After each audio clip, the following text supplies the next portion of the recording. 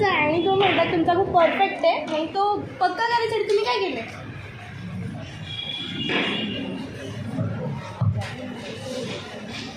खूप छान प्रश्न आहे. आणि मी असं म्हणत नाही की माझं गणित परफेक्ट आहे. गणित खूप छान आहे, परफेक्ट अजून मी झालेलो नाही, मी अजून पण शिकतोय. गणितात चांगलं होण्यासाठी फाउंडेशन किंवा फंडामेंटल स्ट्रॉंग असणं खूप महत्त्वाचं आहे. तुम्हाला बेसिक तुमचे जे ॲडिशन, सबट्रॅक्शन, मल्टिप्लिकेशन, डिव्हिजन हे तुमचं पास झालं पाहिजे. मी लहान असतानाच तोंडी पाठ केले होते.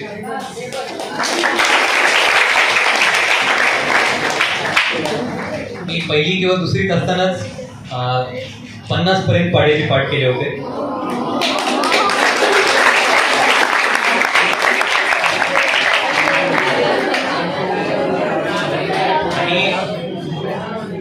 आणि ते माझ्यासाठी सोपं नव्हतं, पण मी ठरवलं की मला पाठ करायचे. मी त्यात घुसलो आणि हळूहळू मला ते आवडायला लागलं. तर तेच आहे, तुम्ही ठरवा की तुम्हाला हळूहळू त्या डिरेक्शनमध्ये काम करायचं आहे. कोणताही विषय असेल, गणित असू द्या, विज्ञान असू द्या, कोणताही विषय स्लोली तुम्ही स्टार्ट करा. त्याचे जे काही फंडामेंटल्स असतात, त्याचे जे काही एकदम मूळ तत्व असतात ते स्ट्रॉंग करण्याचं, आणि प्रश्न सोडवत जात, वेगवेगळ्या गोष्टी तुम्ही शिकत जातात, ऑटोमॅटिकली तुमचा इंटरेस्ट वाढत जातो त्या विषयात.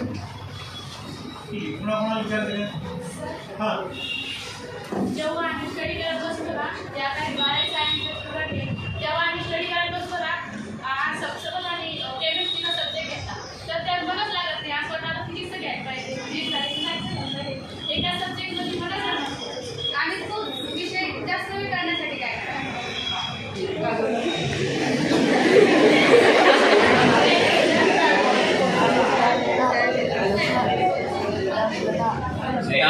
खूप प्रॅक्टिकल क्वेश्चन आहे, खूप प्रॅक्टिकल प्रश्न आहे. आणि मी कसं मॅनेज करायचं ते सांगतो. ठरवलं आपण की आपल्याला हा विषय याचा अभ्यास करायचा, समजा केमिस्ट्रीचा अभ्यास करायचा आहे. मी ठरवून ठेवायचो की 1 तास मी दुसऱ्या कोणत्या विषयाकडे बघणार नाही, मोबाईलकडे बघणार नाही, बाकीचे पुस्तकं दूर ठेवणार. आणि काही जरी झालं तर 1 तास मी ते पुस्तक समोर घेऊन बसणारच.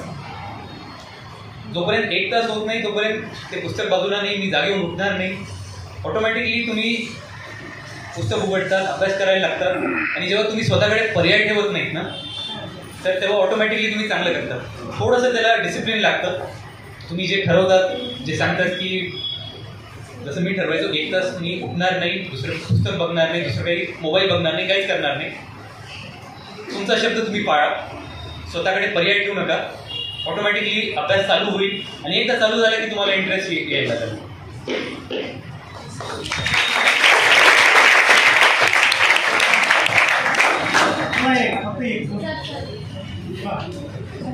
माझं नाव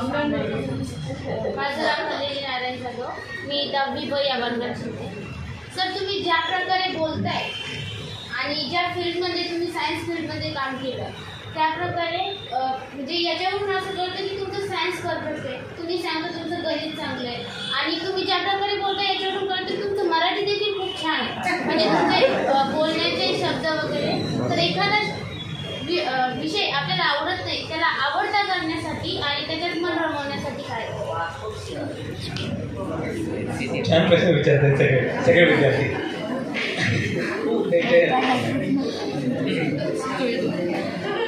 तर मी माझ्या छोट्याशा अनुभवात मी याचं उत्तर देईन. 10वीत असताना मला बोर्डाच्या परीक्षेत 99% मार्क मिळाले. आणि गणित, सायन्स, सोशल सायन्स या तिन्ही विषयात मला 100पैकी 100 होते. इंग्रजीमध्ये मला 96 होते. आणि आम्हाला हिंदी विषय असायचा, मराठी 8वीपर्यंत होतं, हिंदीमध्ये 99 मार्क होते. तर सांगायचं तात्पर्य आहे की मला सगळे विषय आवडायचे आणि सगळ्या विषयांचा मी अभ्यास करायचो. कदाचित त्याचं सगळे विषय आवडणं याचं कारण, याचं रिझन तेच असेल की सेल्फ डिसिप्लिन होतो. जो विषय ज्याचा अभ्यास करणं गरजेचं आहे तो घ्यायचा, मन लावून त्याचा अभ्यास करायचा आणि एकदा तो संपला तेव्हा तो बाजूला ठेवायचा. तर तुमच्या समोर जे काम आहे ते तुम्ही घ्या, ते तुम्ही मार्गी लावा आणि त्यानंतर बाकीचे विषय त्यांचा अभ्यास करा. असं काहीच नसतं की हा विषय मला समजत नाही किंवा हा विषय मला अवघड जातो. ठीक आहे, कदाचित आज तुम्हाला तो अवघड जातो त्याचा अर्थ आहे की तुम्हाला त्याच्यात अजून मेहनत करणं गरजेचं आहे. बस तेवढंच आहे.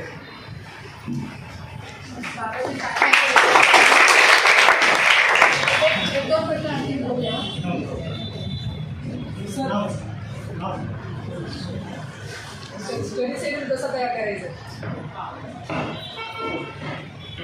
हा पण खूप महत्त्वाचा प्रश्न आहे. कारण आपण जे म्हणतो की डिसिप्लिन आपल्याला पाहिजे, त्यातलं एक सर्वात मोठी गोष्ट म्हणजे तुम्ही टाईम कसा मॅनेज करता, तुमचा वेळ कसा मॅनेज करता. कारण वेळ लिमिटेड आहे, तुमचं एनर्जी, तुमचं अटेन्शन हे लिमिटेड आहे. हे कसं मॅक्सिमाइज करायचं, याचा पुरेपूर कसा फायदा करून घ्यायचा. तर मी माझंच उदाहरण सांगतो परत आणि तुम्हाला एक जनरल हे पण सांगतो की टाइम टेबल कसा बनवायचा. शाळेत असताना शाळा 5 वाजेपर्यंत असायची. 5:30 पर्यंत मी घरी यायचो आणि 6 वाजेपर्यंत फ्रेश होऊन मी अभ्यासाला बसायचो. एकदा 6ला अभ्यासाला बसलो की फक्त जेवायला 8:30-9ला उठायचो आणि परत 9ला बसलो की 11-11:30 पर्यंत अभ्यास करत बसायचो. तर शेड्यूल बनवण्याची किंवा टाईम मॅनेजमेंटची पहिली गोष्ट आहे, आपल्याकडे जितका वेळ आहे तो तुम्ही जास्तीत जास्त उपयोग करून घ्या. बरोबर, जास्तीत जास्त वेळ तुम्ही अभ्यास करा. त्यातल्या त्यात दुसरं,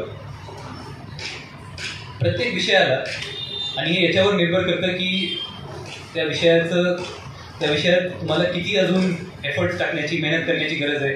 तो विषय तुमचा स्ट्रॉंग आहे का तेवढा स्ट्रॉंग नाही आहे, कच्चा आहे.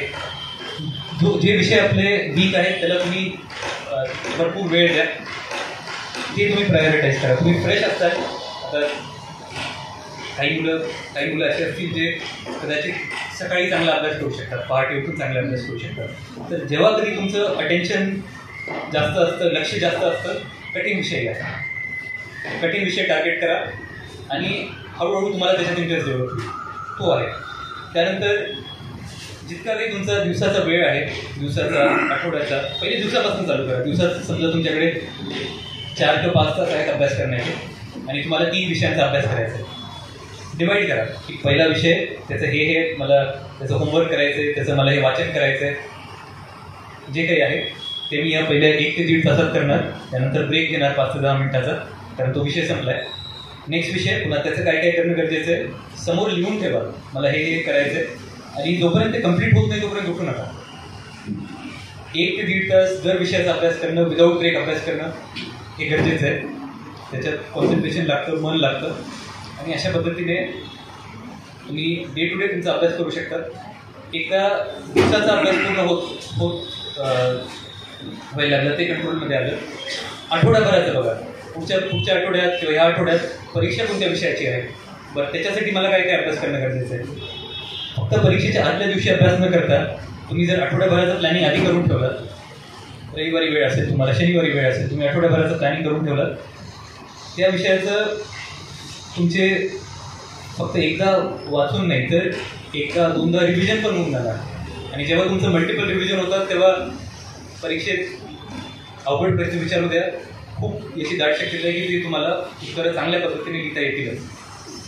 तर हे असं तुम्ही तुमच्या टाईमचा पुरेपूर उपयोग करू शकतात. आणि अशा पद्धतीने फक्त परीक्षेच्या आधी अभ्यास न करता इंटरेस्टली आधी वाचणं आणि मल्टिपल टाईम्स ते रिव्हिजन करणं, वारंवार वाचत राहणं, यांनी चांगलं परीक्षेत चांगलं होईल.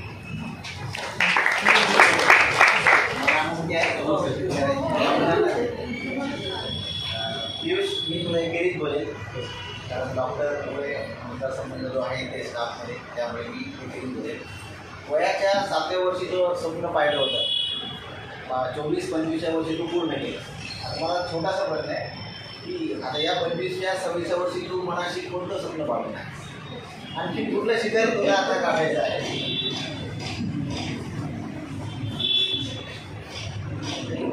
आम्हाला सगळ्यांना माहीत करून घ्यायची पाहिजे. हो सर, नाही, आणि मी जे म्हणलो होतो की मोठे स्वप्न बघा, आणि ते स्वप्न सत्तेमध्ये उतरवण्यासाठी जी काही मेहनत करणं गरजेचं आहे ती मेहनत करा आणि नक्की एक ना एक दिवशी ते स्वप्न पूर्ण होतील. आणि जेव्हा ते स्वप्न पूर्ण होतील तेव्हा तिथंच थांबू नका, तर त्यापेक्षाही मोठे स्वप्न बघा. आणि तोच प्रश्न सरांचा आहे. उद्योग क्षेत्रात मला काम करायचं आहे. माझा टेक्नॉलॉजी या क्षेत्रात माझा एक्सपिरियन्स आहे. ऑटोमोबाईल सेक्टर आहे, सेमीकंडक्टर चिपचं सेक्टर आहे. या क्षेत्रांमध्ये मला भारतासाठी काहीतरी चांगलं काम करायचं आहे.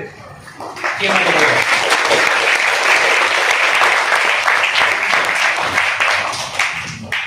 हे असे क्षेत्र आहेत जे कदाचित भारतात अजून तेवढे जास्त डेव्हलप नाही झालेले, तर ते माझं पुढचं स्वप्न आहे की मला ते डेव्हलप करायचं.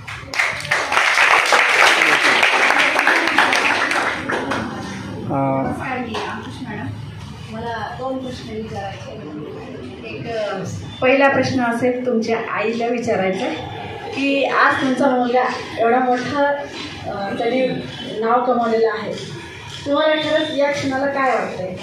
आणि दुसरा प्रश्न असा आहे, मी प्रत्यक्ष तुम्हाला विचारेल की सेल्फ स्टडी ही जास्त महत्त्वाची आहे का जे शिक्षक आपल्याला देतात ते जास्त महत्त्वाचं आहे? तुमच्या दृष्टिकोनातून काय महत्त्वाचं आहे?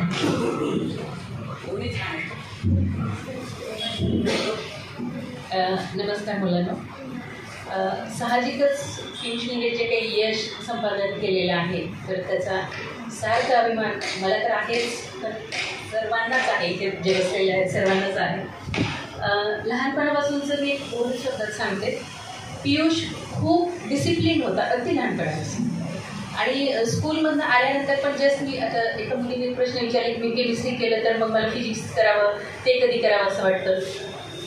याच्यासाठी ना मी पियुषसाठी एक शेड्यूल बनवून द्यायचे. तू स्कूलमधनं इतके वाजता येतोस, समजा 5-5:30 तू येतोस, अर्धा तास तू फ्रेश व्हायचं आहे, अर्धाच तास तुला जे कोणतं सिरियल आवडतं टी व्हीवरचं तेवढं पाहायचं आहे, 6 वाजता शार्प तू अभ्यासाला बसला पाहिजेस, 8:30पर्यंत तू अभ्यास करायला पाहिजेस, 8:30ला जेवायला यायचं, 8:30 ते 9 परत तुझ्या आवडीचं सिरियल तू बघ, 2 वाजता परत अभ्यासाला बसायचं. 11 वाजता झोपणं म्हणजे झोपणं, कारण सकाळी 7 वाजता त्याला उठावंच लागत होतं. स्कूल 8ची होती, 7:45ला त्याला घरातनं जावं लागायचं. तर ही जी काही डिसिप्लिन होती तो फॉलो करायचा. कधीच एखादं सिरियल हा ठीक आहे मी अजून बसलो आणि मला दुसरं आवडलं आणि मी ते बघतोय असं कधीच झालेलं नाही. त्याच्यानंतर मी डॉक्टर आहे, मी हॉस्पिटलमध्ये असायची. मी फक्त एकदा त्याला जस्ट चेक केले की 6 वाजले, मी 6 वाजता जाऊन पाहायची तर तो बरोबर त्याच्या रूममध्ये अभ्यासाला बसलेला असायचा. त्याच्यामुळे माझा इतका आत्मविश्वास म्हणजे त्याच्यावर विश्वास इतका होता की नाही पियुष आता 6 वाजले तो बरोबर अभ्यासाला बसला असेल, 8:30 वाजले तर तो बरोबर जेवायला आला असेल. ह्या ज्या काही गोष्टी आहेत ह्या खूप महत्त्वाच्या आहेत. दुसरी महत्त्वाची गोष्ट की जसं तू मुलीने विचारलं की हे केमिस्ट्री करताना मला फिजिक्स कधी करावं असं वाटतं, तर तुम्ही तुमचं स्वतःचं शेड्यूल बनवा, टाईम मॅनेजमेंट हे करा की इतके वाजेपर्यंत माझी स्कूल आहे, मला 6 तास वेळ मिळतो, ते 6 तास तुम्ही एकेका सब्जेक्टला डिवाईड करा.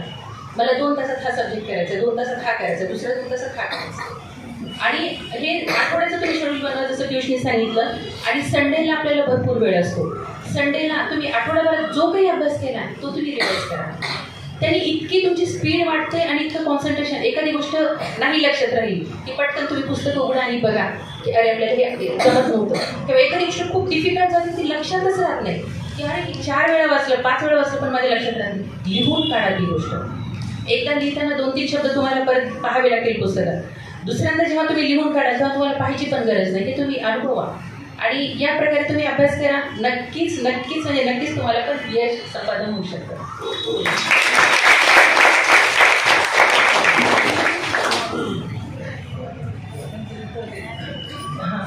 त्याच्यासोबत एक प्रश्न जोडते मी की तू जो तेजस्वी दिसतोस त्याचं श्रेय सगळं सिम्प्लिसिटीला जात आहे असं मला वाटतं. एकंदर तुझी वेशभूषा, तुझी केशभूषा, तर आम्हाला सिम्प्लिसिटीचं म्हणजे साधेपणाचं महत्त्व सांगतो.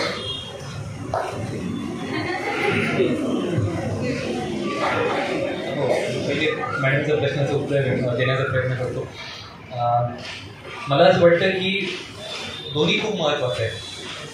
शिक्षक जे क्लासमध्ये सांगतात, जे वर्गात सांगतात, ज्या गोष्टीचा अभ्यास करायला सांगतात, जे शिकवतात ते तर आपण लक्ष देऊन ऐकायचंच. कारण ते जेव्हा कोणती गोष्ट आपल्याला विस्तारपणे शिकवतात, एक्सप्लेन करतात, ती खूप लवकर आपल्याला समजते. तोच विषय जर आपण बिना शिक्षकांच्या गायडन्सच्या स्वतः वाचायला घेतला तर तो समजायला वेळ लागतो. तर वर्गात जे शिक्षक सांगतात त्याच्यावर एकदम लक्ष देऊन ऐका, ते समजून घ्या. जे नाही समजत आहे, जे नाही लक्षात येत आहे, त्याचे लगेच प्रश्न विचारा आणि कोणताही विषय हा एकदम चांगल्यापणे समजून घ्या. तो अभ्यासाची पहिली स्टेप. आणि दुसरी तेवढीच महत्त्वाची स्टेप, सेल्फ स्टडी. कारण कितीही शिक्षकांनी किती चांगल्या पद्धतीने उत्तर दिलं, किती चांगल्या पद्धतीने तुम्हाला शिकवलं, जर तुम्ही ते वारंवार रिव्हिजन नाही केलं, वाचलं नाही, त्याच्यावरचे प्रश्न सोडवले नाही, तर तुम्ही ते विसरून जाणार. आणि विसरून गेलात की तुम्हाला परत पहिल्यापासून चालू करावं लागणार. त्यामुळे शाळेत आहात, वर्गात आहात, जेव्हा शिक्षक तुम्हाला जे सांगतायत, शिकवतायत, त्याकडे पूर्णपणे लक्ष द्या. आणि जेव्हा घरी जाताल तेव्हा पूर्ण जितका वेळ तुम्हाला वापरता येईल तितक्या वेळात तुम्ही सेल्फ स्टडी करा. तर हे दोन्ही महत्त्वाचे आहेत. आणि या दोन्ही गोष्टी पाळल्यामुळेच मला पण यश मिळालं. दुसरा प्रश्न म्हणजे मॅडमचा जो प्रश्न होता की सिम्प्लिसिटीचा, याचं श्रेय मी माझ्या आईवडिलांना देतो. कारण मी असं पाहिजे की आपल्या आजूबाजूचे लोक, आपल्या परिवारातले लोक, आपले आई वडील जे बोलतात त्यापेक्षाही ते जसे वागतात, मुलं कसं ट्राय करतात वागण्याचं, त्यांना त्यांच्यासारखं वागण्याचं, त्यांच्यासारखं बोलण्याचं. आणि मी पाहिलं आहे दोघांनाही, मम्मी दादा दोघांनाही, प्रत्येक गोष्टी, म्हणजे ते डॉक्टर आहेत तर जेव्हा कधी त्यांच्याकडे पेशंट येतात ते एकदम काळजीपणे पेशंटला बघतात, त्यांचं पूर्ण समाधान होईपर्यंत त्याचं जे काही ट्रीटमेंट आहे ते करतात. एकदम सिम्पल राहून, एकदम समोरच्याचा विचार करून त्यांना कशी जास्तीत जास्त मदत करता येईल हा त्यांचा नेहमी थॉट असतो. आणि असं हे मला वाटतं. तर सगळे श्रेय त्यांना आहे. मॅडमच्या प्रश्नालाच जोडून माझा प्रश्न आहे की आपल्याकडे बघितल्यानंतर तुम्ही जरी वयाने लहान असले तरी तुमची बौद्धिक आणि कर्तृत्व जे एवढं मोठं आहे की तुम्हाला तुमच्या नावाने उच्चारावं का नाही हा मला प्रश्न पडलेला आहे. तुमच्याकडे बघितल्यानंतर आपल्या संतांनी म्हटलेलं आहे मॅडम की पुत्र व्हावा ऐसा गुंडा ज्याने आपल्या देशातच नाही तर परदेशामध्ये लावलेला आहे आपल्या कर्तृत्वाचा झेंडा. म्हणजे कुळी कन्यापुत्र होती जे सात्विक तयाचं हरिक वाटे देवा. तर असे हे आईवडील तुम्हाला लाभलेले आहेत की ज्यांनी संपत्तीसोबत संततीलासुद्धा महत्त्व दिलं. आणि हे महत्त्व देत असताना आपण ज्या विद्यार्थ्यांशी यांच्याशी संवाद साधला तर यांनी विचारलेल्या प्रश्नावरून असं लक्षात येतं की यांच्यामध्ये सुद्धा टॅलेंट आहे, परंतु त्यांना गरज आहे मार्गदर्शनाची. आता आपल्यासारखे सुज्ञ आईवडील भेटतीलच किंवा संपत्तीवान आर्थिकदृष्ट्या जी संपत्ती आहे किंवा अर्थ जे कारण आहे तर ते इकडे थोडंसं महत्त्वाचं आहे.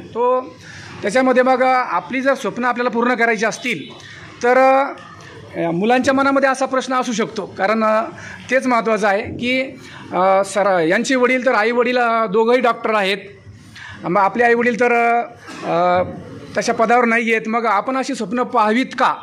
आणि केवळ पैसा हा स्वप्न पाहण्यामध्ये अडसर ठरू शकतो का? त्याच्यामध्ये ते तुम्ही स्पष्ट करावं, म्हणजे जेणेकरून या विद्यार्थ्यांचं जे न्यूनगंडाची भावना आहे तर ती कमीपणाची जी भावना आहे की विद्यार्थ्यांना असं वाटतं की आपण पण यांच्यासारखं होऊ शकतो, परंतु तर त्या बाबतीत तुमचं काय मत आहे? सर, व्यासपीठाची आणि सर्वांची परवानगी घेऊन या प्रश्नाचं उत्तर मी देऊ का? चालेल. कारण बऱ्याच वेळा काय असतं की त्याच्या अगोदर सांगतो, इथं जेव्हा बसलो होतो मॅडमनी कालच सांगितलं की तुम्हाला पण बोलायचं, तर जास्तीत जास्त वेळ पियुष आणि इथले विद्यार्थी त्यांना मिळावा म्हणून कार्यक्रम सुरुवात झाला की मंजू आणि मी दोघांनी इथून निघून जायचं ठरवलं होतं की तुम्हाला थोडंसं मोकळं त्याच्याशी बोलता यावं. पण कार्यक्रमाचं आयोजन आणि विद्यार्थी, शिक्षक, इथलं वातावरण इतकं चांगलं वाटलं की इथून उठण्याची इच्छाच झाली नाही. मला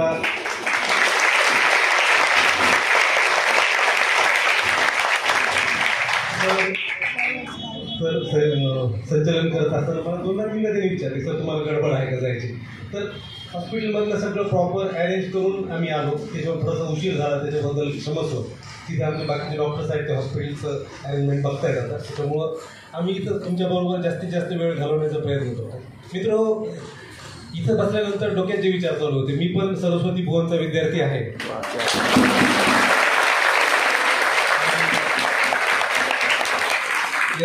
याचा मला सार्थ अभिमान आहे. फक्त एक जाणवलं की सरस्वती भुवनचे विद्यार्थी एकदम पिन ड्रॉप सायलेन्स असे कधीच नसायचे आमच्याकडे. कदाचित याला 2 कारणं. आणि सरस्वती भुवन मधलं असल्यामुळं प्रत्येक गोष्टीची कारण मीमांसा करणं, त्याच्यावर चर्चा करणं, मनात विचार करणं, हे माझ्या डोक्यात चालू होतं. मला एक तर 2 गोष्टी असतील. एक तर मॅडमचा आणि महाजन सरांचा खूप धाक असेल की जो सरस्वती भुवनमध्ये असायचाच की मुख्याध्यापक किंवा शिक्षक असले की मान खाली ती वरच यायची नाही. तर ते असेल, किंवा कदाचित पियुष एवढं चांगलं बोलत असेल की तुम्ही मंत्रमुग्ध होऊन ते ऐकत असाल, किंवा मग दोन्ही गोष्टी असतील. हे होतं. आता मुख्य प्रश्नाकडे आपण वळूयात की नॅचरली पियुषला जेव्हा आपण पाहतो तेव्हा कदाचित असं वाटेल की पियुषचे आई वडील दोघे डॉक्टर आहेत. म्हणजे कुठल्याच गोष्टीची त्यांना कमी नाही आहे की त्याला सोडायला स्वतः घरचं कोणीतरी जायचं, गाडी होती. तो आल्यानंतर पण त्याला कुठलंच काय, सगळ्या गोष्टी म्हणजे रेडी होत आहे की तो आल्यानंतर त्याला बघायचं घरी कोणी आहे का नाही, मग लॉक काढायचं, असं काहीच नव्हतं. आलं की सगळ्या गोष्टी त्याच्या समोर होत्या. किंवा कुठल्या क्लासला जायचे ते ठरवायला पण आई वडील सुज्ञ होते, शिकलेले होते. तर हे जर नसेल, समजा एखादा इथं असा मुलगा असू शकतो की ज्याचे आई वडील डॉक्टर नाही आहेत, शेती करतायत किंवा शेतमजूर आहेत, किंवा त्यांची परिस्थिती तेवढी चांगली नाही आहे, किंवा मुलं इथं एकटे राहत आहेत, त्यांचं इथं कोणीच नाही, आजी बरोबर किंवा कोणाबरोबर ते राहत आहेत, किंवा शेजारच्या बरोबर किंवा काकांबरोबर राहत आहेत. तर मित्र, मी पियुषकडून माहिती घेण्याचं कारण ते होतं की ही गोष्ट प्रत्येकात जेव्हा कोणाला यश मिळतं तेव्हा आपण विचार करायला त्याला मिळालं मला का नाही. मग आपण त्याच्यामध्ये प्लस काय आहे आणि आपल्यामध्ये मायनस काय आहे, त्याच्याकडं कोणत्या गोष्टी अवेलेबल होत्या ज्या आपल्याकडं नाही आहेत याचा विचार करायला लागतो. मित्र, जेव्हा सुबत्ता असते, एवढं सगळं असताना पण तुम्हाला कष्ट करावं वाटलं. एक काय असतं की पियुषसाठी सगळ्यात सोपा मार्ग काय होतं की आमच्यासाठी होतं की पियुषने डॉक्टर झाला असता. माझं हॉस्पिटल आहे जे ॲक्च्युली आम्ही दोघांनीच कन्स्ट्रक्ट केले, म्हणजे आम्ही त्यासाठी घरून खूप काही मदत घेतलेली नाही. तर तिथं येऊन बसला तर पहिल्या दिवसापासून त्याला रेड कार्पेट होतं. पियुष येण्याच्या अगोदर सगळं सेट होतं. तो ओपीडीत येण्याच्या अगोदर पेशंट तयार आहे, स्टाफ तयार आहे, मशिनरी तयार आहे. त्याला कुठलंच काही कष्ट करायची गरज पडली नसती. पण हे आम्हालाही नको होतं, त्यालाही नको होतं. त्याला स्वतःला सिद्ध करण्याची संधी आम्ही द्यावी असं आम्हाला वाटलं. कुठंतरी हे व्हायचं की आज नाही की हजारो वेळा हा प्रश्न आम्हाला विचारला गेला की तुम्हाला वाटलं नाही की पियुषनी डॉक्टर व्हावं, तुम्ही जे काही पेशंट बघतायत की ते वैभव पुढं चालवावं. तर ठीक आहे, एका छोट्याशा शहरामध्ये एक छोटं हॉस्पिटल आम्ही उभं केलं, त्याच्यासाठी पियुषला बांधून ठेवलं किंवा नाही तू डॉक्टर होऊन इथंच बैठ, छोट्या खोलीत पेशंट बघ, हे आम्हाला मान्य नव्हतं. पियुषने डॉक्टर व्हायचं ठरवलं असतं तरी पण आम्ही खुश झालो असतो, पण तो निर्णय त्याचा स्वतःचा राहिला असता.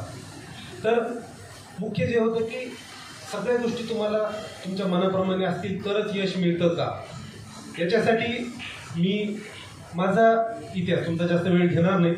माझा जन्म उडान कंडारी या छोट्याशा गावात झाला. जेव्हा आम्ही शाळेत होतो, माझ्या आईवडिलांना 4 मुलं होते आणि त्यातलं मी सर्वात लहान. मी लहान असतानाच माझे वडील वारले. माझं गाव असं आहे की इथून 70 किलोमीटर अंतरावर आहे. आम्हाला शाळेत जर यायचं म्हणलं तर 4थीपर्यंत जिल्हा परिषदेची शाळा होती. आमचं चौघांचंही शिक्षण त्याच शाळेत झालेलं होतं. आणि बऱ्याच वेळा असं असायचं की एकच शिक्षक असायचा, त्या 4 वर्गात म्हणून एक शिक्षक शिकवायचा. तरी पण असं असताना, आणि माझी आई 4थी शिकलेली आहे, माझे वडील मी लहान असतानाच वारले, त्यांचंही शिक्षण असंच होतं. माझे आजोबा, त्यांचंही शिक्षण खूप जास्त नव्हतं पण शिक्षणाची आवड त्यांना होती. आजोबांनी आणि माझ्या आईने लहानपणीपासून आमच्या मनावर बिंबवलं की तुम्ही शिकाल तर मोठे व्हाल. पियुषनी पण त्याच्या भाषणात जे सांगितलं की आमचे आजोबा एक सांगायचे की तुमचं पैसा असेल, प्रॉपर्टी असेल, बाकी बिल्डिंग असेल, सगळ्या गोष्टी कोणी घेऊन जाऊ शकतं, चोरी होऊ शकतं, प्रॉपर्टी कोणीतरी दुसऱ्याच्या नावावर घेऊ शकतं, पण जी खरी संपत्ती आहे, तुमचं ज्ञान, तुमचं यश, हे तुमचं कोणीच तुमच्या नशिबातून चुकून घेऊ शकत नाही. एकदा तुम्ही डॉक्टर झाले, ज्ञान मिळवलं. पियुषला IITची डिग्री मिळाली. त्याला जे ज्ञान मिळवलं हे दुनियातली कोणतीच ताकद तुमच्यापासून हिरावून घेऊ शकत नाही. आणि आमची म्हणजे शेती होती, परिस्थिती बऱ्यापैकी ठीक होती, पण आम्ही खूप खेड्यात राहायचो. असं असताना पण शाळा 4थीपर्यंतच होती. घरात कोणी शिकलेलं नव्हतं. आईला वाटलं की माझ्या पोरांनी शिकलं पाहिजे. तर सर्वात मोठा माझा जो भाऊ आहे तो 5वीला आल्यानंतर त्यांनी आमच्या कुटुंबाने ठरवलं त्याला जालन्याला पाठवलं. गावातलीच एक विधवाबाई होती, तिला स्वयंपाकासाठी इथं पाठवलं. एकदम छोट्याशा खोलीत हे सगळे राहायचे. त्याच्यानंतर जसं मग दुसरा मुलगा, तिसरा मुलगा हे 5वीला आले तर नाईलाजाने प्रत्येकाला जालन्याला शिफ्ट व्हावं लागलं. अतिशय छोट्या खोलीमध्ये एक मावशी स्वयंपाक करायची, पोरं यायचे, घरी अभ्यास करायचे. कधीतरी आई येऊन भेटायची वर्षातून एखाद्या वेळा. मी जेव्हा 5वीला आलो तेव्हा मग आई माझ्याबरोबर इथं आली. आणि या सगळ्या वातावरणात तुम्ही जर डोळ्यासमोर विचार केले त्या काळात खेड्यातून इथं येऊन राहणं, एका छोट्या खोलीत 4 मुलांनी अभ्यास करणं खूप अवघड होतं. आणि हे सगळं करत असताना त्या सगळ्या गोष्टींमधून स्ट्रगल करत आणि शेतीची परिस्थिती सध्या जशी आहे तशीच त्या काळात होती. खूप काही पैसा शेतीतून मिळत नाही. तर तुटपुंज्या याच्यावर सगळं मॅनेज करत माझ्या आईने, माझा सगळ्यात मोठा भाऊ जो आहे त्या काळात तो 10वीच्या परीक्षेत राष्ट्रीय हिंदी विद्यालयामधून तो जिल्ह्यातून सर्वप्रथम आला. मराठवाड्यातून तेव्हा मेरिट लिस्ट निघायची. 30 विद्यार्थ्यांची लिस्ट असायची. त्याच्यात मराठवाड्यातून 9वा त्याचा नंबर होता. त्याच्या पावलावर पाऊल ठेवत त्याच्यापेक्षा लहान भाऊ जो आहे तो पण जिल्ह्यात प्रथम आला. मराठवाड्यात हा 9वा होता तर दुसरा भाऊ 7वा आला. पुढं मग मोठा भाऊ जो आहे दादा, त्याचा MBBSला नंबर लागला. माझे आजोबा त्यांची एवढी तीव्र इच्छा होती की माझ्या पोरांनी शिकावं आणि त्यांनी डॉक्टर इंजिनियर व्हावं. तेव्हा डॉक्टर आणि इंजिनियर होणं म्हणजे जगातली सगळ्यात मुश्किल गोष्ट समजली जायची. आज पण आपण बघतोय की या ज्या परीक्षा असतात, नीट असेल, JEE असेल, हे खूप अवघड असतात. तर हिकमत MBBS झाला. अतिशय चांगल्या मार्कांनी तो सगळ्या परीक्षा पास झाला. म्हणजे जितक्या काही परीक्षा दिल्या सगळ्या याच्यात तो सर्वप्रथम येत गेला.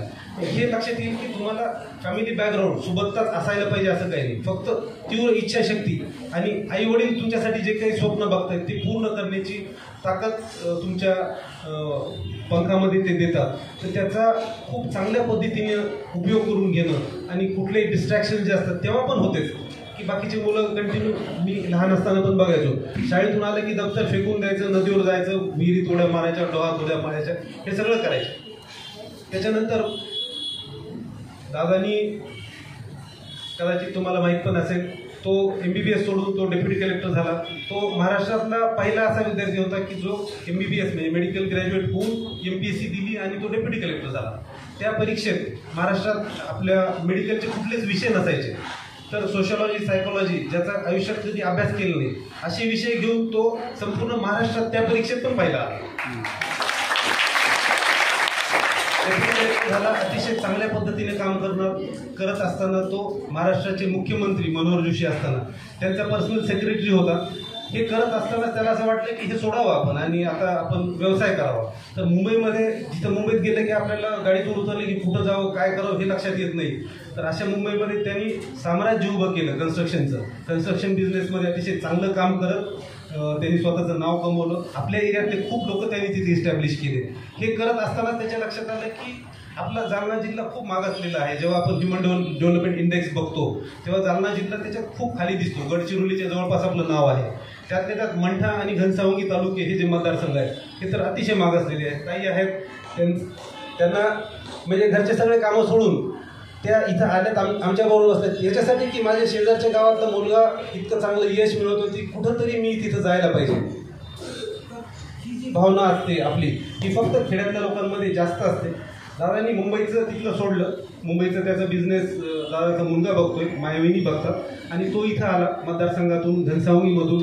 3ऱ्या अटेम्प्टमध्ये पहिल्यांदा तो निवडणुकीत पडला, दुसऱ्यांदा पडला, पण कुठल्याही अपयशाने खचून न जाता मागचे 15 वर्ष सतत तो मुंबईत 3 दिवस, घनसावंगीमध्ये 3 दिवस असं करत यावेळेस तो अतिशय चांगल्या मताने निवडून आला.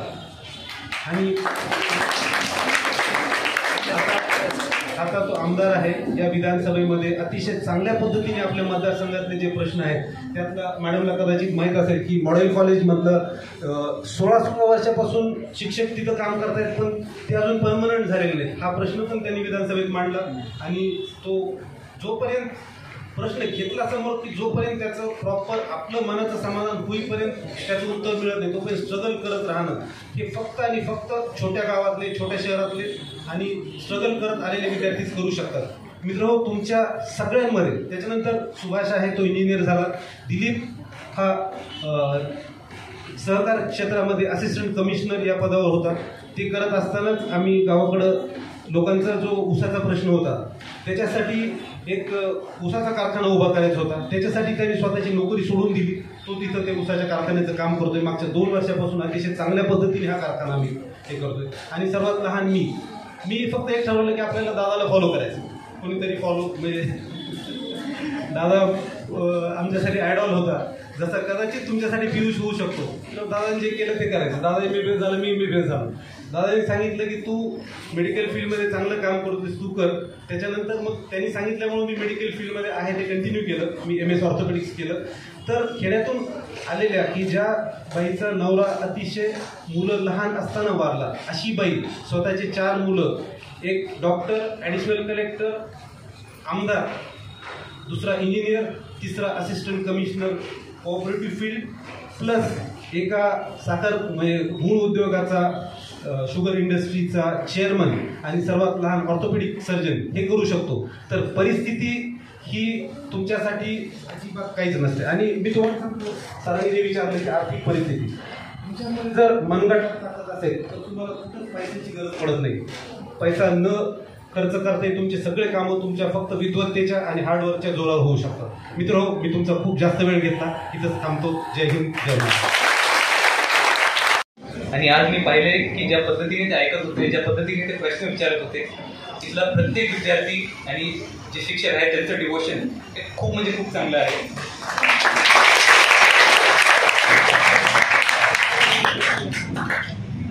तर तेच म्हणजे मी आभार मानतो तुला की मला बोलवलं, माझ्या आईवडिलांचा सत्कार केला आणि मला ही संधी दिली की मी सर्वांना माझा एक्सपिरियन्स शेअर करू शकेल, त्यांना थोडीशी याची प्रेरणा देऊ शकेल आणि मी आपला सर्वांना आपल्या भविष्यासाठी विशेष देतो. ऑल द बेस्ट म्हणतो.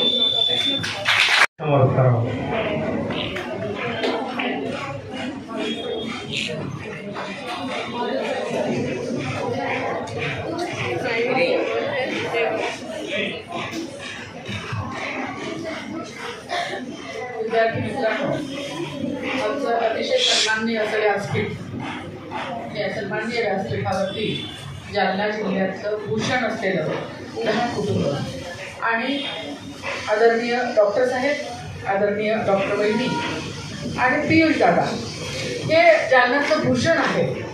गेली अनेक वर्ष आम्ही इथे राहतो आणि स्वयंशिस्त, शांतताप्रेमी आणि कुठल्याही भाषेत, चर्चेत, वादंगात न जाता आपण आपलं शिस्तबद्ध आयुष्य आणि त्यातून मिळणारे यश हे एक फार सुंदर आणि फार मोठं उदाहरण आपण इथे बघतो आहे. मला नशिबाने यासाठी वाटतं की या कुटुंबाची माझी खूप छान ओळख आहे आणि पियुषचा तर मला एवढा अभिमान आहे की माझा मुलगा त्या ठिकाणी जावा एवढा जास्त अभिमान मला त्याचा वाटला जेव्हा मी त्याचं पहिल्यांदा भाषण ऐकलं. एक तुम्हाला आता सरांनी एक्सप्लेन केलं की परिस्थिती ही फारशी महत्त्वाची नसते. तुमच्यामध्ये आणि पियुषमध्ये काय साम्य आहे?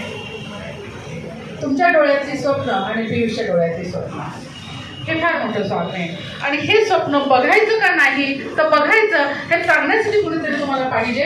ते तो आयडॉल पाहिजे, ते एक मॉडेल पाहिजे, ते एक उदाहरण पाहिजे की त्या उदाहरणाला बघून आपण फॉलो करू शकतो. शाळेतले विद्यार्थी सर एवढे हुशार आहेत. डॉक्टर होमी बाबा स्कॉलरशिप आमच्या 3 विद्यार्थ्यांना मिळाली. 5 विद्यार्थी क्वालिफाय झाले होते, 3 विद्यार्थ्यांना मिळाले. नॅशनल टॅलेंट सर्चमध्ये विद्यार्थी खूप छान करतात. स्कॉलरशिपची परीक्षा एकही सोडत नाही. इथला शिक्षक वृंद हा अतिशय डिवोशनल आहे, फार त्यांचं समर्पण आहे विद्यार्थ्यांसाठी. मग विद्यार्थ्यांनी काय करायचं की एवढे सुसंस्कारित आणि एवढे उच्च शिक्षित शिक्षक आहेत. आपले आदरणीय मुख्याध्यापक सर, आदरणीय महाजन सर हे तुमच्यासाठी वेगवेगळे मॉडेल्स उभं करतात. गेल्या महिन्यामध्ये आपण मुंडे सरांचं यांच्या एवढेच होते ना, ते फार मोठे होते का? म्हणजे तुमच्या वयापेक्षा काही वर्ष मोठे असलेले उदाहरणं आम्ही तुमच्यासमोर उभे करतो की यांच्याकडे बघा, फार मोठ्या लोकांकडे बघू नका, तुमच्या वयाचे आहेत पण केवढं यश संपादन केलं. कशाच्या जोरावरती? त्यांनी सांगितलं वारंवार की स्वयंशिस्त ही महत्त्वाची आहे. परिस्थिती ती बदलणारी आहे, ती आपल्या हातात कधीच नसते, कोणाचीच परिस्थिती आपल्या हातात नसते. पण अभ्यास करणं, स्वयंशिस्त बाळगणं, आपण स्वप्न बघणं आणि स्वप्नावर विश्वास ठेवून त्या दृष्टीने मार्गक्रमण करणं. मग अनेक प्रश्न येतात. मग ते प्रश्न कुणाला विचारायचे? तर तुम्ही तुमचे गुरु शोधा. मी तर असं म्हणेल की तुम्ही तुमचे गुरु शोधा की मला मेडिकल कॉलेजला जायचं आहे, मला ऑर्थोपेडिक व्हायचं आहे, ऑर्थोपेडिक सर्जन व्हायचं आहे. तुम्ही उडाच सरांना विचारा, सर मला MBBSला जायचं आहे. किंवा तुम्ही पियुष दादाला विचारा की मला इंजिनिअरिंग IITला जायचं आहे, IIT हे फार मोठं स्वप्न आहे आणि IITला जायचं आहे. तर असे मॉडेल्स तुमच्यासमोर तुम्ही स्वतःच निर्माण करा, त्यांना फॉलो करा, त्यांना प्रश्न विचारत राहा, त्यांना प्रश्न विचारून भांडावून सोडा आणि तुमचं स्वप्न, तुमचा मार्ग सोडू नका. या छोट्या कार्यक्रमातून मला एवढंच तुम्हाला सांगायचं होतं. खरं तर मी या सगळ्यांच्या बोलण्याने इतकी भारावून गेलेली आहे की मी बोलूच नाही खरं म्हणजे, कारण त्यांचा जो स्पार्क आहे, त्यांनी जी तुमच्यामध्ये एक हिंदी जर टाकली असेल, स्पार्क जर तुम्हाला वाटला असेल त्यांच्या बोलण्यामध्ये, तर तुमच्यातला प्रत्येक विद्यार्थी हा पियुष दादा होईल. तुमच्यातला प्रत्येक विद्यार्थी हा डॉक्टर APJ अब्दुल कलाम सारखा राष्ट्रपती होण्याचे स्वप्न बघेल आणि तो तेवढ्याच उच्च पातळीवर जाईल. इथे सर्व प्रकारची सुविधा तुम्हाला आहे, तुम्ही त्याचा पूर्णपणे फायदा घ्या. अतिशय तज्ज्ञ असे शिक्षक वृंद आहे, त्यांचा फायदा घ्या आणि केव्हाही कोणत्याही कारणासाठी शिक्षकांना तुम्ही आवाज देऊ शकता. हे सांगण्याचा इथे उद्देश आहे. मी या सर्व कुटुंबाचे शाळेच्या वतीने मनपूर्वक आभार मानते की आपण आमच्या विनंतीला मान देऊन इथे आला. पियुष दादा, शाळा खूप छोटी आहे पण जशी आहे ती तुमच्या वडिलांची आहे.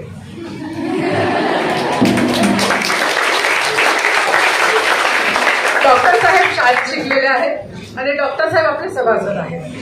त्यामुळे त्यांना हे माहिती आहे की हे विद्यार्थी काय चीज आहे, ते त्यांना आपण वेगळं काही सांगायची गरज नाही. आणि त्यांनी आपल्या विनंतीला मान दिला, इथे आले. अतिशय खरंच खूप व्यस्त आहेत दोघंही जण, डॉक्टर साहेब आणि वहिनी साहेब दोघंही जण खूप व्यस्त आहेत. अशाही परिस्थितीमध्ये त्यांनी तुम्हाला वेळ दिला. पियुष दादांनी तुमच्या सगळ्या प्रश्नांची उत्तरं दिली. मी सर्वांचे मनपूर्वक आभार मानते. माझ्या विनंतीला मान देऊन आपल्या समितीच्या सदस्य अंजली बडवे मॅडम आणि विद्याताई कुलकर्णी मॅडम इथे उपस्थित राहिल्या. सर्व शिक्षकांनी हा कार्यक्रम चांगल्या उत्कृष्ट पद्धतीने घ्यावा यासाठी प्रयत्न केले. सर्वांचे मी मनपूर्वक आभार मानते. कार्यक्रम खूप मोठा होणार होता. आपल्याला माहिती की निसर्गाचा कोप आपल्यावरती नेहमीच आहे, तर तो याही वेळी झाला. असो, आपण पुन्हा एकदा पियुष दादाला बोलू आणि उरलेल्या विद्यार्थ्यांशी संवाद साधण्यासाठी आपण त्यांना बोलू. एवढं मी बोलते आणि थांबते. थँक्यू.